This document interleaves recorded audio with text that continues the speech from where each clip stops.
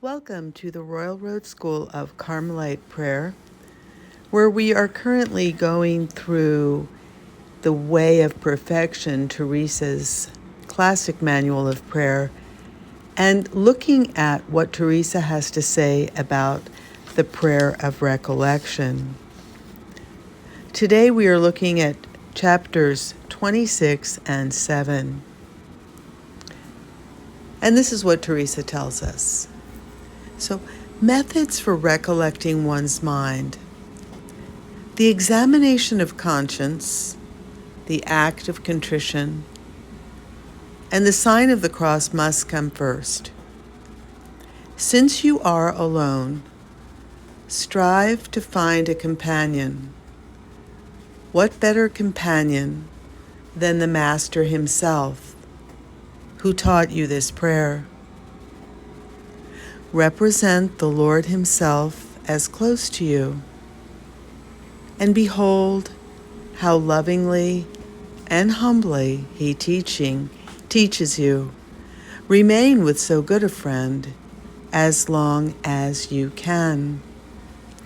If you grow accustomed to having him present at your side, and he sees that you do so with love, and that you go about striving to please him, you will not be able, as they say, to get away from him. He will never fail you.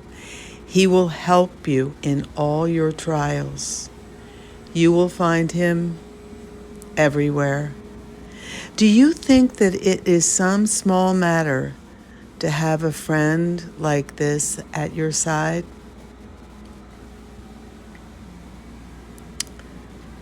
Those of you who cannot engage in much discursive reflection, that is, with your intellect, or keep your mind from distraction, get used to this practice. I suffered many years from the trial of not being able to quiet the mind in anything. The Lord does not leave us. If we humbly ask him for this friendship, he will not deny it to us. And if we cannot succeed in 1 year, we will succeed later.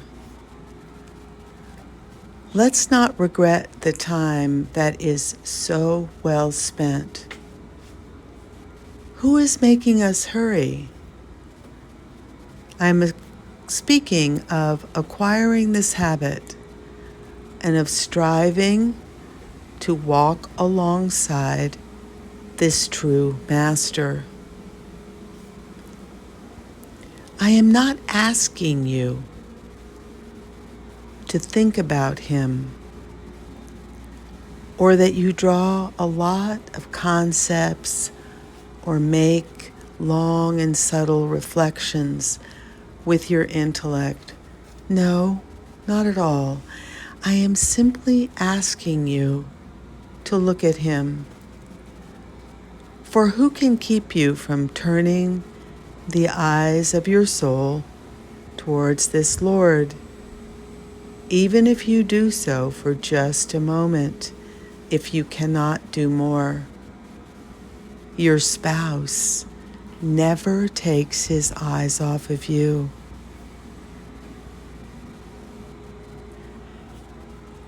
You will delight also in speaking with him, not with ready-made prayers, but with those that come from the sorrow of your own heart. All the trials that come to me enable me to imitate you in something. Let us walk together, Lord. Wherever you go, I will go. Whatever you suffer, I will suffer. Carry about an image or a painting of this Lord. Look at it. Speak often with him. He will inspire you with what to say, acquire the habit. It's also a great help to take a good book written in the vernacular in order to recollect one's thoughts and pray well vocally. Little by little, accustom the soul with coaxing and skill not to grow discouraged.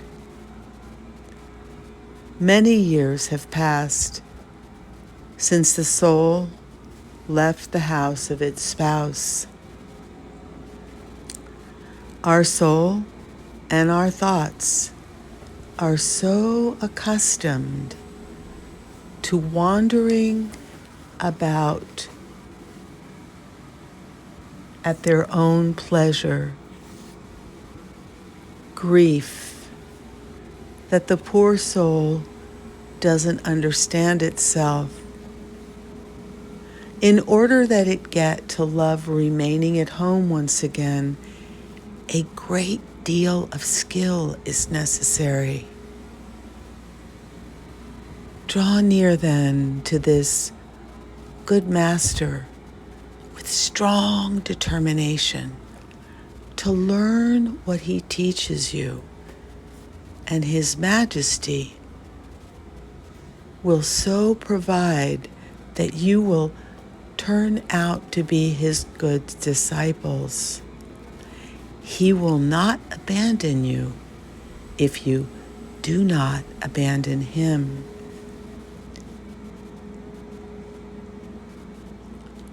All the sisters must be equal.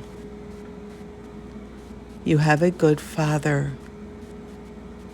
for he gives you the good Jesus.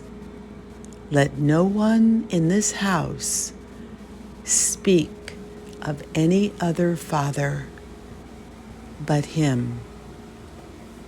Amen. So we have just listened to a couple of extracts taken out of chapters 26 and 7 of The Way of Perfection. And please note that some books lay out the chapters in a different manner. But what Teresa is talking to us about is entering into recollection, preparing oneself and entering into recollection. In other words, this heart to heart with the Lord. So I hope this is helping you, and may God bless you and yours. And that will be it for today. So, amen.